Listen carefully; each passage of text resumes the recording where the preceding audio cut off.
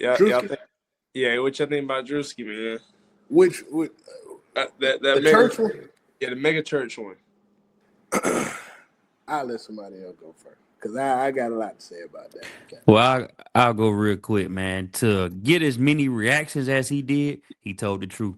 And then not only that, but to also see where it was videos of each part he was saying, a guy having smoke come out the back of the what you call it with the strings on the back.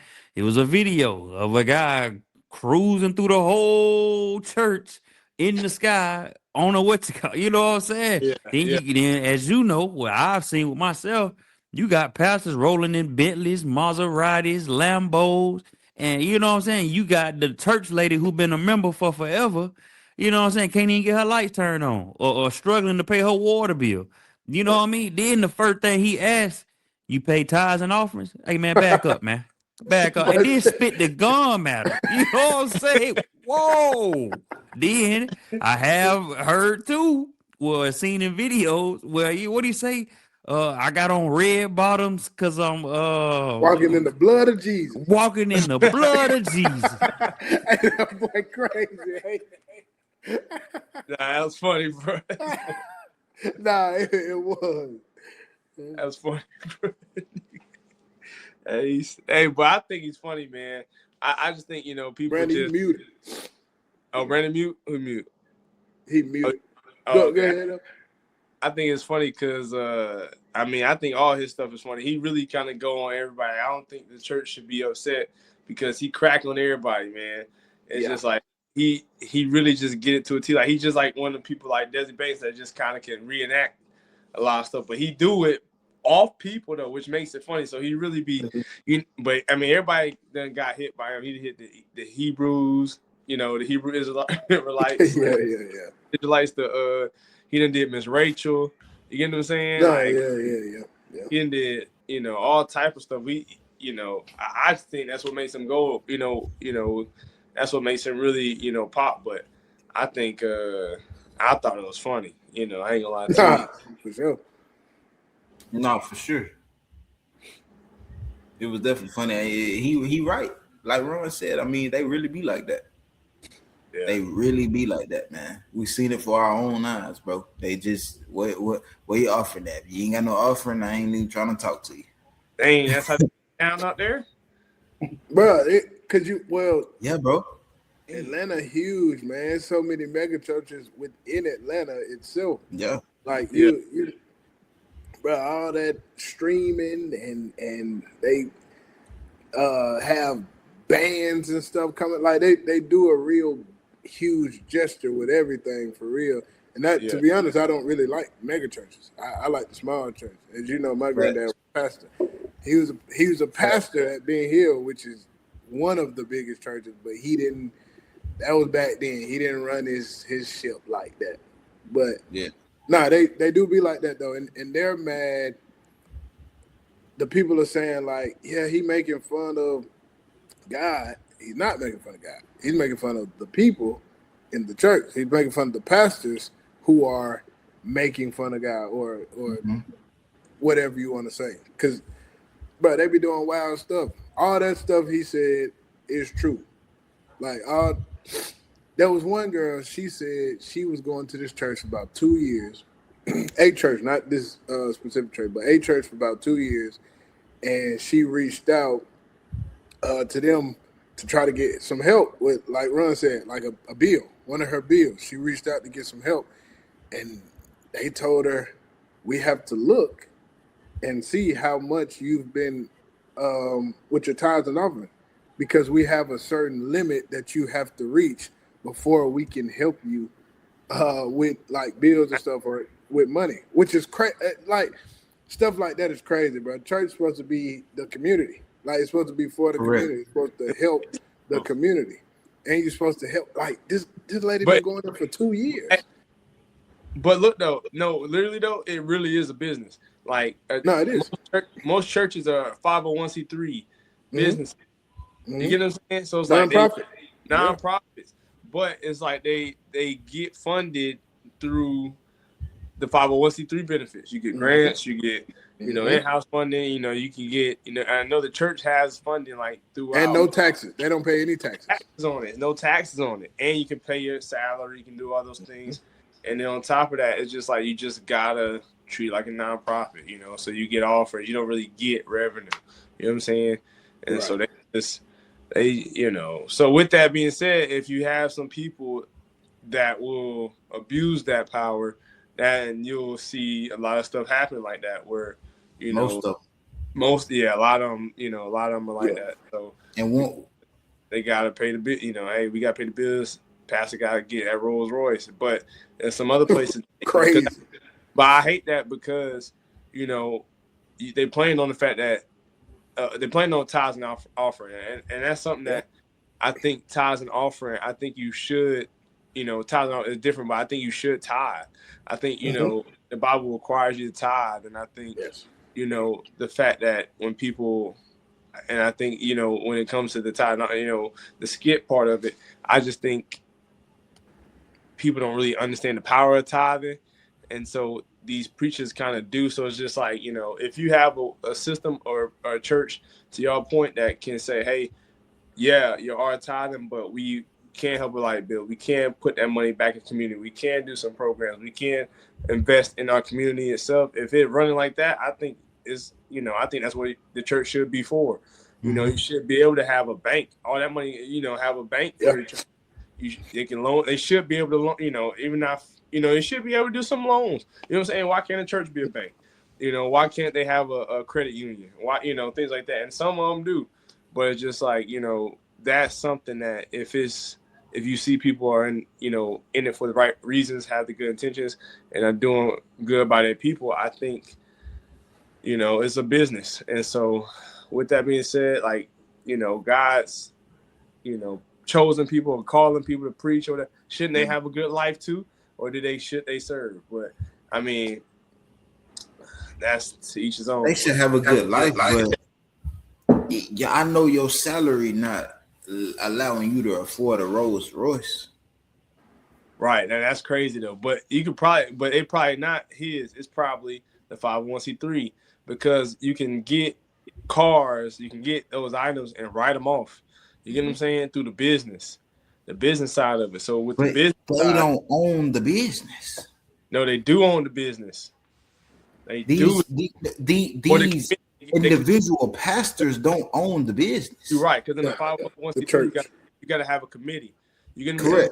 Whoever's on that committee, I'm sure he's the committee or the CEO, you know, the CEO or the CEO, of the committee. But that's the church's Rolls Royce. It's the church's Rolls Royce. Right. For real.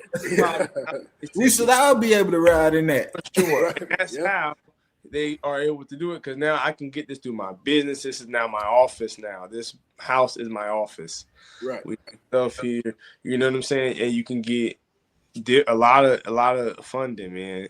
That's the biggest part. That's why people go to that 501c3, because the funding, and you don't have to, it's private. Like, you know, because every and you can look this up. Every church, look, every 501c3 is registered in the state. So you can go and look that up, right? And see if your church is a 501c3 or not. Yeah. And then that should let you know it's a business, you know, but it has to, I'm sure it has to be one. I'm about to say those really are low key the worst ones. Like if you're government funded, you have to abide by the government's rules. Right. No. Yeah, but then let's take this all the way back, especially for our people, man. During especially the slavery times or even the Jim Crow times and segregation, like, bro, you would go to church just to feel the spirit. You know what I'm saying? Like, man, it's pushing me through, even though I'm going through hella oppression, dog. It's free, man. I just want you to feel the word, keep pushing, keep living, keep believing. You know what I'm saying? That's where it all started from for our people. And now to translate it, and now we got pastors rolling in Rolls Royce. I just kind of feel as though that, man, if you have a Rolls Royce, man, pull up in the Nissan, because I'm representing my people. Because these who I see every Sunday or even on Bible study or whatever, like, I'm representing my people. Without y'all, there is no me. clearly y'all believe in me to deliver the word to you. So man, I need to be representing you. And then Right. I'm with JD as well, as far as, man, let's have a program. Let's have a, hey, if you're a member of this church, you should have a life insurance policy through the church. You should have some type of water, power, electricity, HOA, you know what I'm saying? Whatever program, just in case you do run into hard times. Hey, you're a member of this church, not what you gave, not what you paid in tithes or the certain amount. No. Hey, if you're a member of this church, you sign up, we got you. You know what I'm saying? And I ain't saying it every time. I can't say I'm gonna pay your water bill, light bill every week. I'm not saying that. But you know what I mean? You do run the hard times. Hey, I can give you a month or two to let you get back on your feet. Just something to show that, hey, we're with you and we're behind you, and I'm not you know what I mean? You're not beneath me. Right. And yeah, no, I agree Good to point. that, and I think that's why a lot of people don't like the church today, because they get such an abundance, but then you're just constantly asking for more and more, but you're not helping the community as much as we used to. And I think that might be because the megachurch wave, because there's people from Riverdale going to church in Marietta because it's a megachurch. Look, we don't even have community churches anymore to where it's just the community. So it's much easier to help the community when all these people done grew up in this church. So now it's much easier to help these people because I know these people. I know your grandma. I went to school with your grandma. I helped raise your daddy. Like, it's much easier than driving 45 minutes to go to church over there so you can hear this pastor who gonna ask you for money the whole time. Passing 100 churches to go to this one because it's a mega church. Yeah, that's what I hate. And tithing offering is worship, and nobody should be talking and all that stuff. I be hating that stuff. I'm with tithing, but I also learned For sure. and I've learned it like in my later years. I've also learned that tithing, you can tithe in different ways than just with money. You can tithe with time. You can tithe in a community with your time. You can give 10% of your time to the community to actually give back. You can go and talk to some youth. You can tithe in different ways. It's just the easiest way a lot of times is money, because I mean, you're there, you tithe with 10% of your check and things like that. Yeah, we just had to talk with Tracy Morgan. You could tithe to the homeless. It's cold outside right now. You can give it to for real though. You can give it to the homeless. Right. Yeah, for sure. Know? All jokes aside, though, for real. That's real, man. And I, you know what I mean? And to the last thing, man, I just feel as though I don't care who you are or how popular you are. There's no way you should be telling the church to close the doors. I need 40,000 a night. Close the door.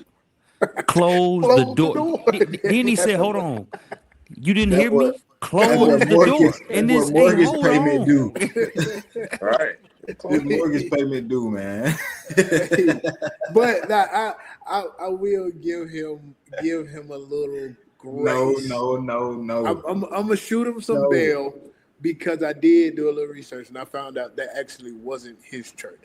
So I don't think he was gonna be necessarily reaping, those benefits that he was trying to get. I think he was trying to help out a church that he was the guest pastor at.